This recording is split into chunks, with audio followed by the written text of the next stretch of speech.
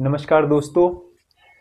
आज हमारा सातवां नवरात्रा भी जो है समापन पर है और कल यानी 26/3/26 कल डेट भी अच्छी है। 26/3/26 को आठवां नवरात्रा लगने जा रहा है और ये आठवां नवरात्रा महागौरी को समर्पित है। अब ये महागौरी कौन थी या कौन है? माता पार्वती जब भगवान शंकर को पति रूप में पाने के लिए तपस्या कर रही थी, तब उनकी तपस्या जो है, पहले स्टार्टिंग में कहते हैं ना, इंसान नॉर्मली तपस्या करते हैं और वो भी कई समय तक तपस्या करती रही, कई सालों तक तपस्या करती रही। तब भगवान शिव ने दर्शन नहीं दिए थे, तब उन्होंने अपनी तपस्या को कठोर कर दिया था। जैसे स्टार्टिंग में उन्होंने फलाहार लिए, फिर उसके बाद वो फल फूल पर आ गई, फिर उसके बाद वो जल पर आ गई, फिर अंत में उन्होंने जल भी त्याग दिया था, है ना। निराहार रहकर जो है तपस्या की थी भगवान शिव के लिए। अंत में भगवान शिव ने उनको दर्शन दिए, लेकिन इस तपस्या के चलते माता पार्वती का जो है शरीर था वो सारा काला पड़ गया था, है ना।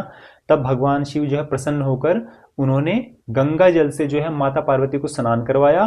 तब जाकर उनका शरीर जो है पूरा गौर वर्ण का हो गया था। गौर वर्ण माने गोरा हो गया था। इसीलिए तब से माता पार्वती जो है महागौरी के नाम से प्रसिद्ध हुई और नवरात्रों की 8वीं देवी बनी, है ना। तो दोस्तों, ये सत्य कथा इतनी ही है। नवरात्रों का हो गया। अभी मैं आपको क्वेश्चन डाल रहा हूं, ठीक है। और 9 क्वेश्चन है टोटल और ये क्वेश्चन जो हैं इसमें महाभारत के भी हैं, रामायण के भी हैं, है ना। तो पहला क्वेश्चन है, जब पुरुष का विवाह हो जाता है तो उसको अग्नि यज्ञ कितनी बार करना चाहिए? अग्नि यज्ञ दिन में कितनी बार करना चाहिए? तो इसका आंसर है 2 बार अग्नि यज्ञ करना चाहिए। चाहे आप दोपहर शाम को कर लो, चाहे आप सुबह शाम कर लो, है ना। चाहे आप ब्रह्म मुहूर्त में और शाम को कर लो, ऐसा, क्योंकि दिन में 4 प्रहर होते हैं। दूसरा क्वेश्चन है, प्रातःकाल अग्नि यज्ञ करने से क्या होता है? अब यहाँ प्रातःकाल आ गया ना, मतलब सुबह। आप ब्रह्म मुहूर्त में भी सुबह ही मान सकते हो। ब्रह्म मुहूर्त का यज्ञ तो बड़ा शुभ होता है। तो खैर इसका आंसर है आयु बढ़ती है। प्रातःकाल अग्नि यज्ञ करने से क्या होता है? तो आयु बढ़ती है। तीसरा क्वेश्चन है, तेल और कपास का दान किस रोग से मुक्ति दिलाता है? तो इसका आंसर है कुष्ठ रोग से। कुष्ठ रोग क्या होता है? कोढ़, जिसको इंग्लिश में लेप्रोसी बोल देते हैं। और कुष्ठ रोग का जो रोगी होता है ना, उसके नज़दीक नहीं जाते, ऐसा लोग बोलते हैं। डॉक्टर्स भी बोलते हैं कि कोढ़ी के नज़दीक नहीं जाना चाहिए। चौथा क्वेश्चन है, मनु के पुत्र का क्या नाम था? तो इसका आंसर है, मनु के 2 पुत्र थे, पहला प्रियव्रत और दूसरा उत्तानपाद, है ना। अब ये मनु कौन है? मनु वही हैं जो शत्रुपा के पति कहे गए।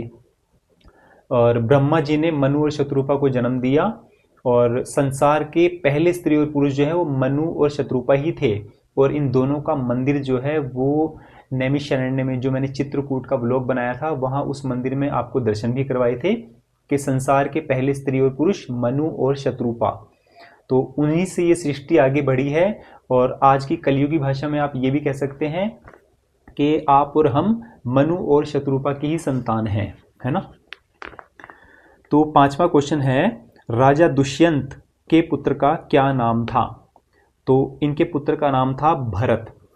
अब ये भरत कौन थे? जिनके नाम पे हमारे देश का नाम भारतवर्ष पड़ा, है ना, भारतवर्ष, जबकि बड़े कठोर राजा थे।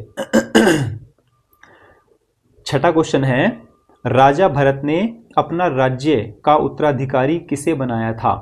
अब यहाँ मेन चीज आ गई कि जो भरत थे ना, उनके 9 पुत्र थे और सबसे बड़ी बात, अपने 9 के 9 पुत्रों को वो निकम्मा और नालायक समझते थे।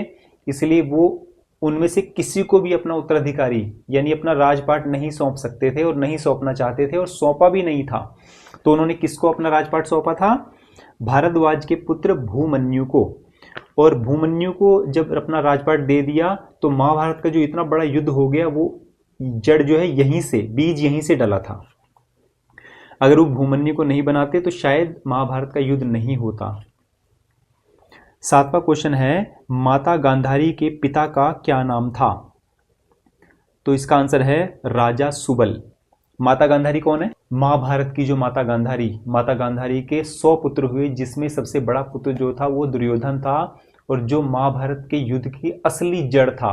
अगर दुर्योधन नहीं होता तो महाभारत का युद्ध भी नहीं होता। और भरत से ही ये चीज़ शुरू हुई थी कि भरत ने भूमन्यु को अपना उत्तराधिकारी बनाया। उसी से वंशावली चलती चलती चलती दुर्योधन तक पहुंची और महाभारत का युद्ध हुआ और इतने लोग मारे गए। 8वां क्वेश्चन है, गांधार देश कलयुग में कहाँ है? गांधार देश जो हमारा पाकिस्तान है ना और अफगानिस्तान है, इसके पास एक जगह है काबुल। काबुल के पास जो है गांधार देश आज भी है ना। तो पहले संसार जो पूरा इसका मतलब एक ही था। मैं तो बड़ा हैरान होता हूँ कि कहाँ गांधार देश है और कहाँ काबुल है, कहाँ अफगानिस्तान है, कहाँ पाकिस्तान है। तो गांधार देश वहाँ है। और गांधार देश का राजा कौन था? शकुनी, जिसे आप शकुनी मामा कह देते हैं ना मजाक में, जो कि गांधारी का भाई था। और गांधारी की शादी जो है वो धृतराष्ट्र से हुई थी और धृतराष्ट्र जो थे वो अंधे थे।